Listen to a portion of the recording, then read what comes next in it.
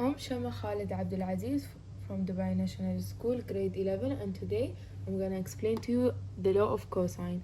The law of cosine is used when we have a triangle that doesn't have a 90-degree angle, like this triangle in here, or when we have three sides or two sides and one angle.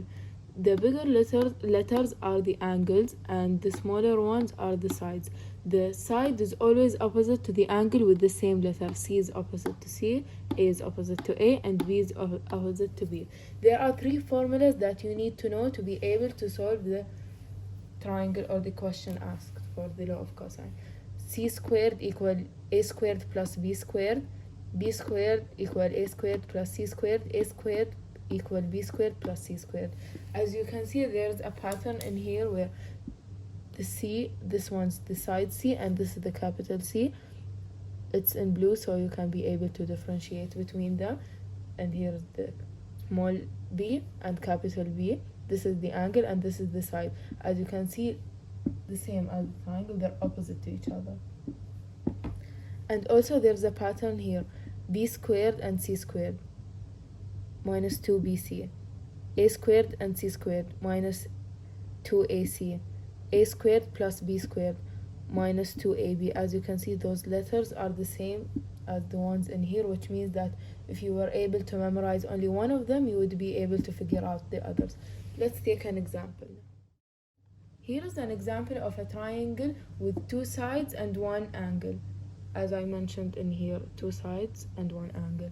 Let's name this side A and this one B. It doesn't really matter what you name the side as long as the small letter is opposite to the bigger letter. So in this situation, we'll have to use this equation because we need to figure out what's C squared. So C squared equal, the A is 4, so 4 squared, plus B is 8, so 8 squared, minus 2, 4, 8, cosine 60 because it's the only angle we have, and it's also C, as here, C. Okay, so 4 squared is equal to 16, and 8 squared is equal to 64. 2 times 4 times 8 is also equal to 64, and the cosine of 60 is equal to 1 over 2. And then you can add those two, which would be equal to 80. So you can put this equation in the calculator and you will get 48. C squared is equal to 48. To get rid of the square, we're gonna make it 48, radical 48 and radical. So C is equal to radical 48. You can simplify it by making it, instead of 48, 16, radical 16 and radical 3. Radical 16 is equal to 4, so C is equal to 4 radical 3. Now we'll take another example. This is a new example, and in this example we only have 3 sides and we need to find the angle. I named the angle C. So let me write the equation. We'll use the same one since we want to find the C.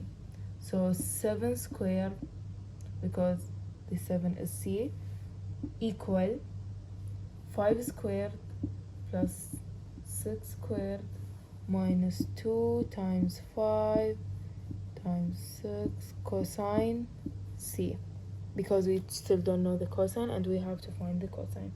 So 7 squared is equal to 49, equal 5 squared is 25 and 6 squared is 36, so we will add them, which will be 61 minus 60, because 2 times 5 times 6 is equal to 60, cosine. Okay, so most people would try to subtract 61 from 60, which is wrong. You should leave the cosine alone, and those two are multiplied to each other, so you can't. So how do we get the cosine alone? First, we need to get rid of the 61 by subtracting by 61 on both sides.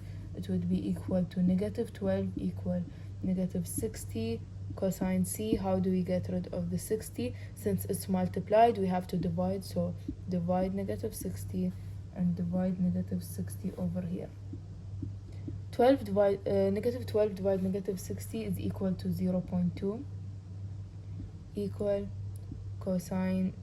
After having 0.2 equal cosine C, you will just replace them like this. So it's gonna be cosine C is equal to C is equal to cosine inverse 0.2. You have to put this number in the calculator and you will get 78.5. So the angle is equal to 78.5.